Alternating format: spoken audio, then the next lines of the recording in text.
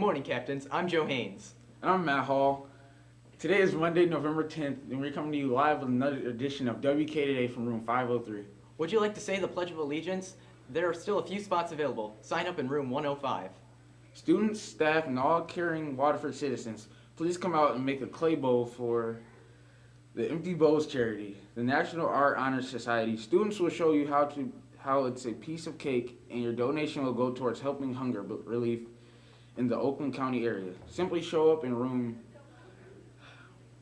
504 on Tuesday, November 11th between 2:03 and 3:30. Thanks, and hope to see you there.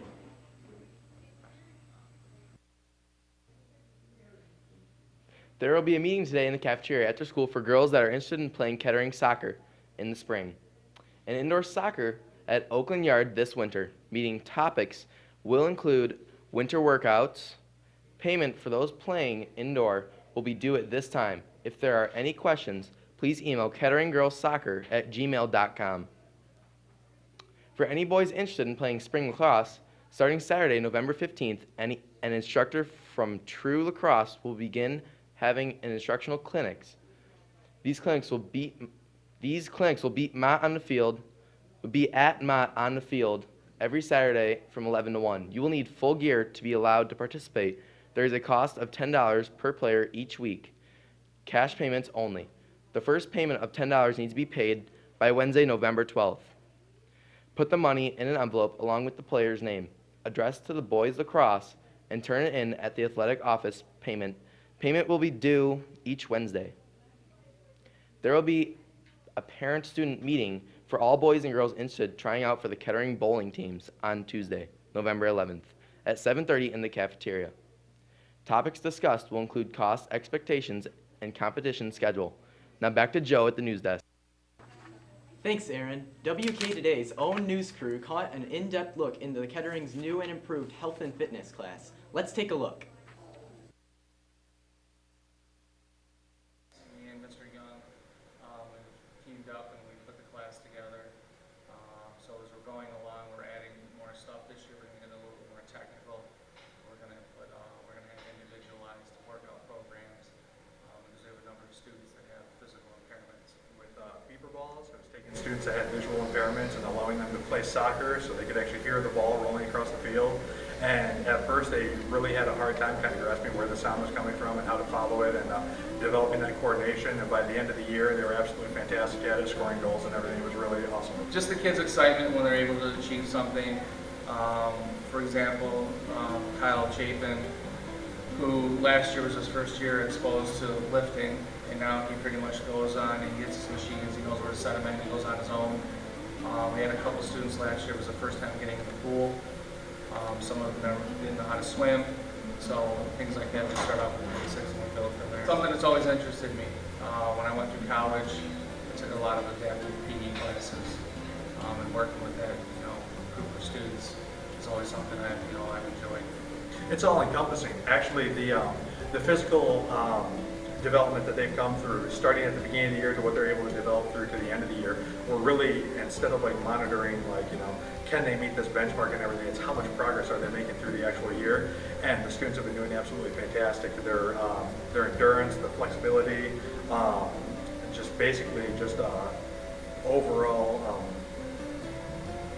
their overall physical well-being is just greatly increased by the end of the year from what they're doing in this class. Just the support and the amount of acknowledgement, the kids are getting, and just the attitudes of some of the kids. They're more outgoing in the classroom. Like last year, I had a couple football players that were A's for the class, and this year I handpicked a couple kids that are also A's, and just the interaction with the kids and walking the hall. And you'll notice with a couple of the blind students and visually impaired, like Jesse and Austin, where they're more confident walking down the hall. They weren't used to having the spatial movement. For example, when we take them out on the football field, they can just basically go wherever they want. Julie Uniton, and I'm a teacher consultant for the visually impaired and orientation mobility specialist from Oakland Schools, and I provide services to to all of the districts in Oakland County. I actually pushed for this class because typically visually impaired and blind students, unless they're really pushed by their families. They don't have a lot of experience or a lot of exposure to activities, especially like physical education. And if they do, they only have it like at school, and then they don't really gain a passion or an interest for it. So I've seen a huge difference just in their confidence. Austin actually went to sports camp for the visually impaired. He's never been away. He traveled to Western Michigan, lived on the campus. That all came from his exposure to that class. Hi, I'm Ginger Messenger, Rakeem Messenger's mom.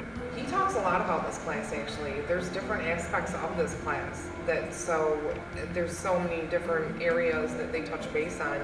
Obviously with the actual health and fitness aspect of it, going in and using certain things, the equipment or whatever, but he also goes in and will play games with other people. That's things Rakeem could never do before. I'm Mr. Frankowiak, principal of Waterford Kettering High School. This is actually our second year. It was conceptualized about 2 summers ago, and we knew that we had to better service our students here at Kettering. We saw a need, and I was very fortunate to be the principal here and have 2 teachers such as Mr. Young and Mr. Hanna kind of run with it. Pitched the idea to them, and we sat down and we looked at curriculum, we looked at what we would need, and they took the ball and they ran with it. Well, it's one of those things that, like any program here, we strive for continuous improvement. And so we consistently look at what we have and what the needs are with the students. In that particular class, the makeup of the students changes. You know, the coolest thing is it's new experiences that students may never have experienced before. You could be a student with a visual impairment and never have played basketball. You are in this class. You could be a student who has some type of physical mobility challenge, and you are playing soccer and you're running our field out there with a lot of other students. You could be a student who socially you struggle making new connections. We have a lot of general education students and athletes that give up an elective credit to be mentors in there. They're able to make new connections and connect to Kettering in a different way. I mean, there are so many things I can talk about. Those are just a few of the highlights. You know, one of the special things about Kettering is, and you'll never see this on test scores, you'll never see this on ratings that we might have from the state of Michigan, is how special our students are. We have a very service-oriented student body. And so when you look at the mentors in that class, it's a very symbiotic relationship. It is just as valuable for the students who are in the class as it is for the mentors, because that act of service, that act of giving back, that act of helping their fellow student become excited, to become successful, to become engaged, is a very, very sense of fulfillment that it's very unique to that opportunity. What a great story. Hopefully this class should help everybody gain confidence to being a better student. Please talk to your counselor as soon as possible if you want to join. Waterford Kettering Drama Club's production of Disney's Beauty and the Beast has arrived. Beauty and the Beast tells the story of a prince who is transformed into a hideous beast, played by Charlie Nick, as a punishment for his cruel and selfish ways, an adventurous young woman named Belle, played by Kelly Anderson, who imprisons in his castle. In order to become human again, the beast must earn Belle's love before it is too late. 7 new beautiful songs were written for the transformation, from cartoon to the stage. Musical, which ran on the Broadway for over 5,400 performances. The show's opens at Thursday at 7 p.m. Tickets are for $10 adults and $8 for students and senior citizens. Tickets can be purchased at the box office in the lobby of the PAC at 6 p.m. on performance nights. We hope to see everyone there. Well, that's all we have for you today, Captains. Once again, I'm Matt Hall. And I'm Joe Haynes. Stay tuned for another live episode of WK Today. Have a great rest of your day, Captains.